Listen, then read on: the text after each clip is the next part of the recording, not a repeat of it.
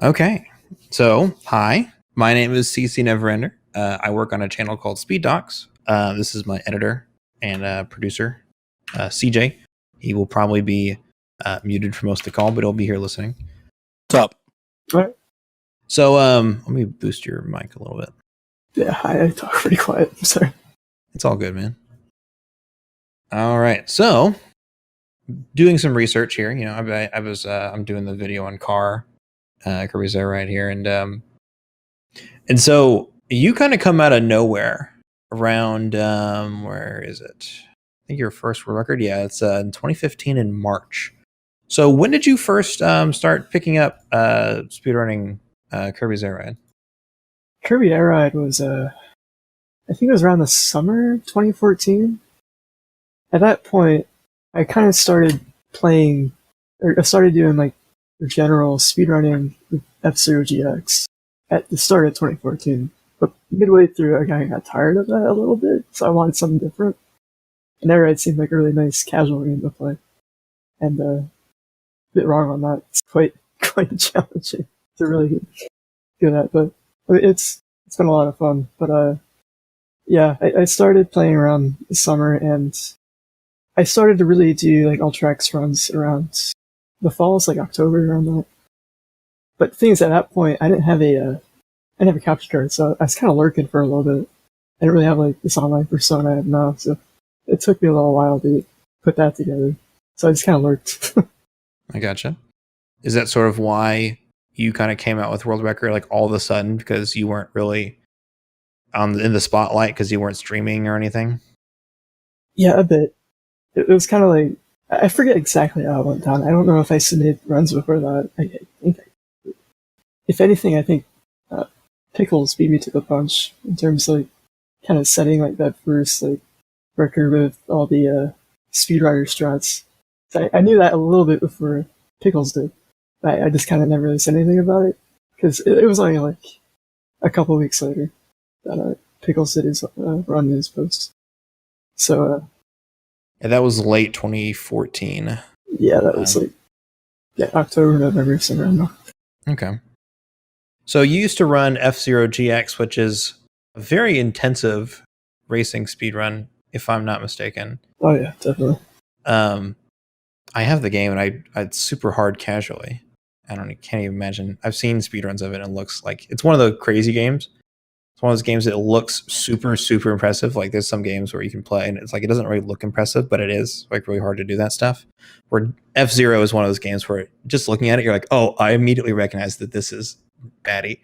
Yeah, it's definitely the fun of it. But so did running that game help you sort of get in the, I guess, I don't know, mindset, but did that experience carry over into Kirby's Air Ride? I think a little bit. They're definitely quite different, but there's definitely a little bit of stuff that carries over. Just like the general like hovercraft racing style game. It's a little bit, but it's still like F-Zero, you're not worrying about power-ups, you're not worrying about like using enemies to go faster and all that. So it's definitely... That's true. The other thing I can think of that kind of compares is isn't there some sort of like wall ride dash kind of trick? Although usually they do that at the final. Yeah. It's at the end. But... Gotcha. Okay. So you had picked up that, and then sort of mid 2014, I think you said, is when you got into Kirby's Air Ride stuff? Yeah, pretty much. Okay. Let's see, like I didn't know much at first. I was kind of doing really casual stuff. I knew pretty much, all I knew was the run that Russ did, like Twitch body had. Mm-hmm. That's like the thing I mainly started with, and then eventually I found the speedrider stuff. How did you come across the speedrider stuff? I asked the same question to Pickles, and Pickles, like, it was like, I don't know, I just Googled. It's like, it's a Japanese site. It doesn't even have the name Kirby Air Ride in it. I believe the first video I saw was the Frozen Hillside run by it was with Slickstar. It's by Morax. It's a really good run, and they had like a bunch of views, but it's all Japanese text. Mm-hmm. So I forget how I stumbled across it. I think I just eventually started looking up the level names instead of just looking up Kirby Air Ride at the time. Was that on like Nico or on YouTube or? It was YouTube. Okay. I feel like a lot of Japanese runners put their stuff on Nico, and makes it a little harder to find. But and then one of the main ones, Perry, a lot of the stuff at the time was definitely all Nico. But there was a couple runners that had their stuff on YouTube too. So nice. Okay. So then you took the world record in 2015. That's what, in March? Yeah, March 2015. So that's after Pickles and Pear Strike are kind of going back and forth for a while. Let's see here. I wanted to ask you a question about. We're using the same. Yeah, you are using the same track combos. So, just to help maybe explain to me and to the not the viewers, but the people who are going to be watching this. Can you maybe explain why you guys chose some of the stars on the tracks? Like I see a lot of Rocket Star and Swerve Star on Nebby Belt and Jet Star on a couple of levels. Anything in particular why you guys chose the ones that you did?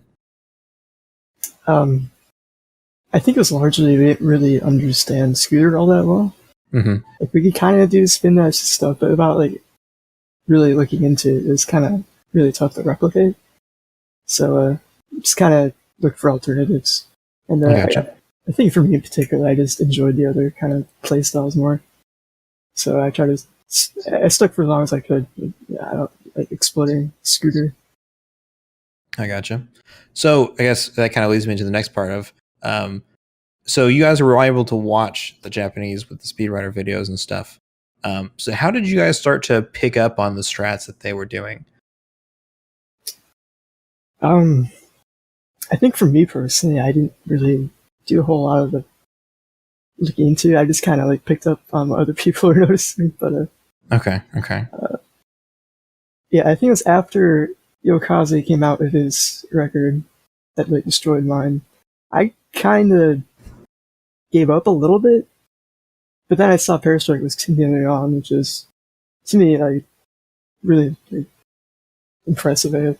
That's something I wasn't prepared to do. So from watching him and what he was going through, I was able to pick up on, and that encouraged me to keep going. Okay. Speaking of Yokaze, you had the record. You come out with your first record, right? Back in March. And then a month later, Yokaze, like literally, it's a minute and 50 seconds faster. Yeah. Like, I had no idea who he was, so just out of nowhere. Yeah. So I think you said that made you kind of want to, that discouraged you a bit.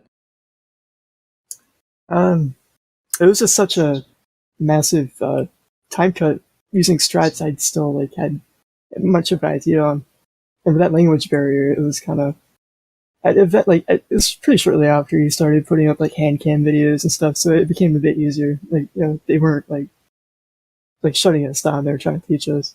Mm-hmm. So that's definitely really cool of them. But yeah, at that point, I was like, all right, I heard the game was fun. We'll go back to GX.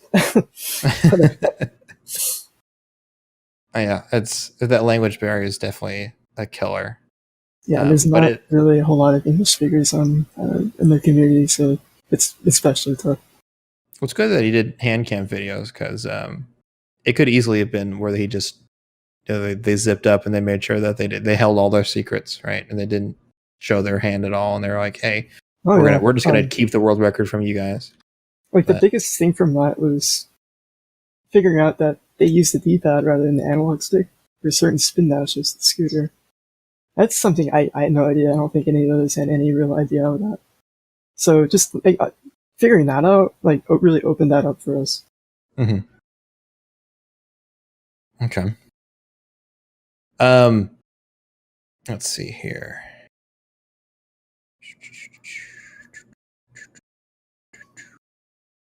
Let me look at the leaderboard real quick.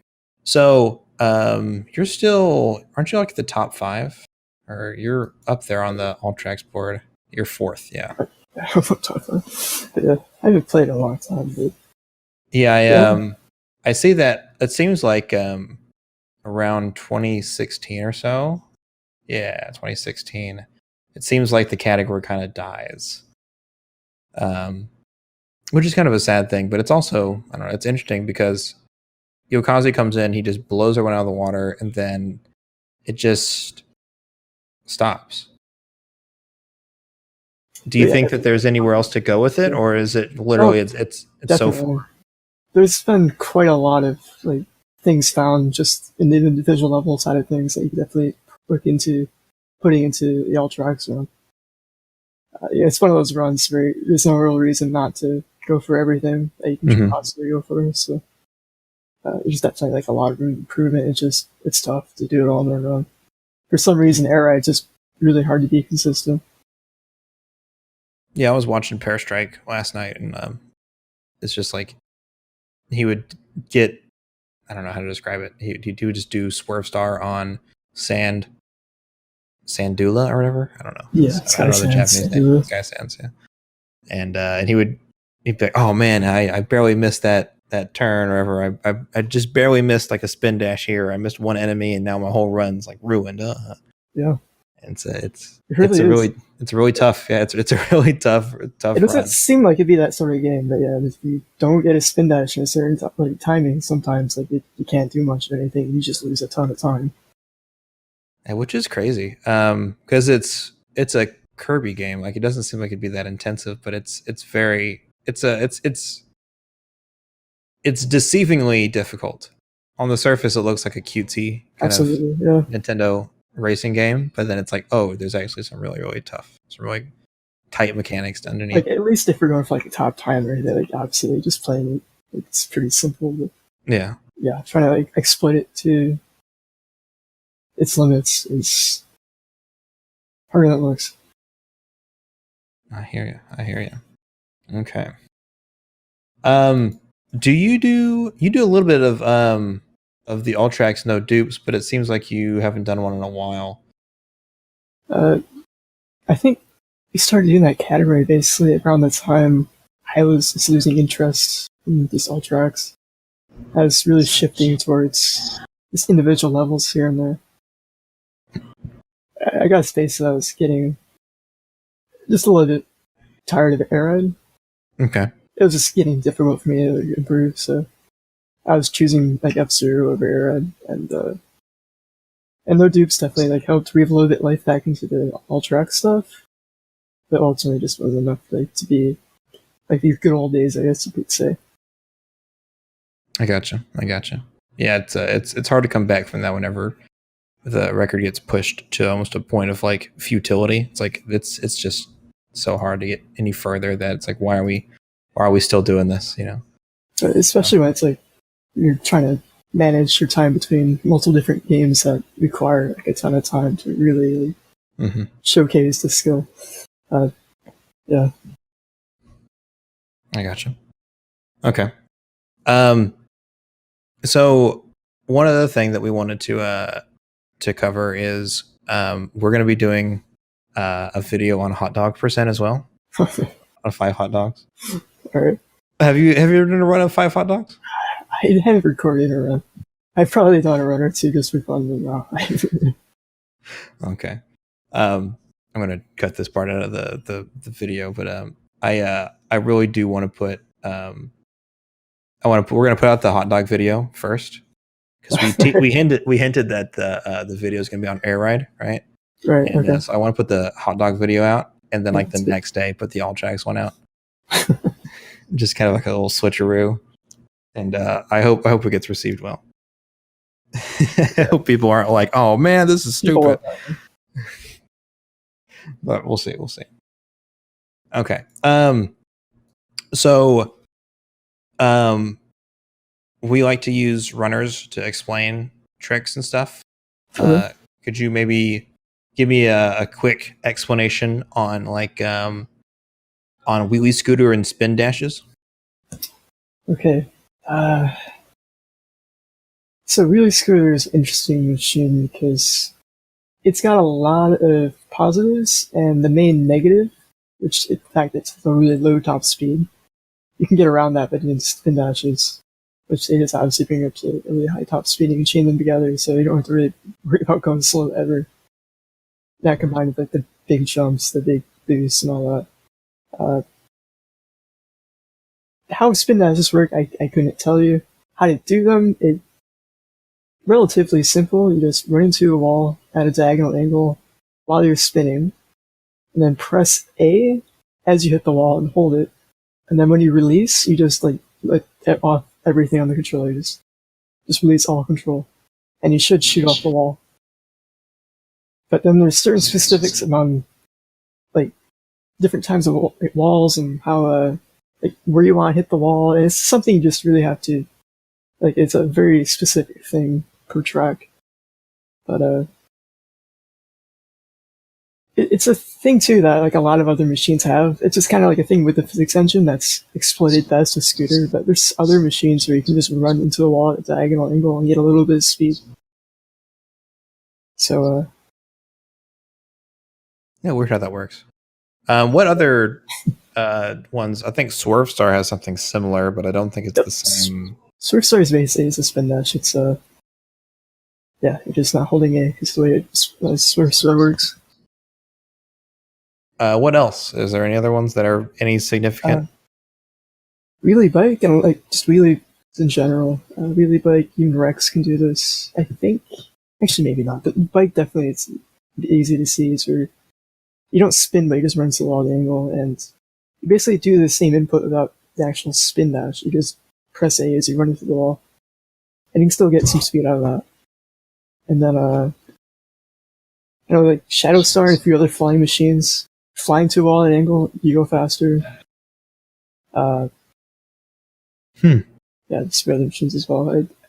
Slick Star, it's kind of like that too, where you go sideways and you just go really fast. I gotcha. Yeah, Slick Star is kind of a strange. Oh, it's a fun one. Just can't see very well. It looks really fun to watch, but I remember playing casually, and Slick Star is kind of a pain to maneuver around sometimes. Oh yeah, but watching it on Frozen Hillside, it's like really cool. It's not too hard, and it's just super fast. So yeah, a lot of fun. Okay. Before I let you go, I wanted to ask a little bit about the no dupes, because you seem to be a part of the earlier development. So you were around in that time. Can you tell me more about like why certain stars were chosen for certain, like what the route decision was? Because since you can't dupe, that means you can't use the best one in all of them, which is why I think one of the big reasons was that because Scooter overtook everything. Yeah, that's exactly it. You know, especially players, I mean, who aren't necessarily big Scooter fanboys. It was a way to kind of excuse yourself to use the other machines that you like use. And a lot of machines, like, you could do well, and we did well in the past, in like regular old tracks run. Like, Frozen Hillside Slick and Jetstar, Celestial Valley. They're fast, like, combinations, but just not as fast as Scooter. Like 2 seconds. And then you just had to figure out basically, it's like 3 tracks where you have to use mid-tier machines. So that's like a Turbo, Swerve, and Bike. And, because there's certain tracks where you have to use like Rocket Star and Magma. Otherwise, it's going to be really slow. Yeah. Some of them make the most sense. Like, obviously using Slick on Frozen Hillside. Scooter on Checker Night because it's the longest track. That's also a lot of Scooter-specific exploits on that track. I think one of the most interesting ones is using Bulk Star on Nebula Belt. If for someone who I didn't realize that Bulk Star had that glitch until sort of doing research on this, so I always thought Bulk Star was just garbage. But watching it do the exploit with like the little jumps, is really cool. So yeah, just going backwards at the start. It's definitely a fun part of it. I mean, it just has a higher top speed than Formula Star and the others, so yeah, Yeah. It seems like there's been a couple of changes over time, though. I see that they used wagon, or Parastrike used wagon on Sky Sands, and bike on Beanstalk Park. But then later, David changes it to turbo on Beanstalk Park and bike on Sky Sands. Do you know if there was what the sort of any idea of why they changed? Why? I forget who came up with that route first. It was just me or David, but I believe I came to my conclusions just kind of basing off what the best times were on Speedrunner. Okay. And Parastrike, I think, just went with the machines he liked. And like Wagon's not a bad mid-tier machine at all. Yeah, it just came down to like, at first it was like what you're comfortable with, and ultimately you just have to settle into those fastest combination. But Gotcha. Okay. Alrighty. Okay, I think that's about all the questions that I have for you. Oh, okay. Yeah, it was kind of a shorter one. Let's see here. Do I have anything else while I still got you here? No, I think that's it. Okay. So I'm gonna go ahead and end the recording here. So let's see.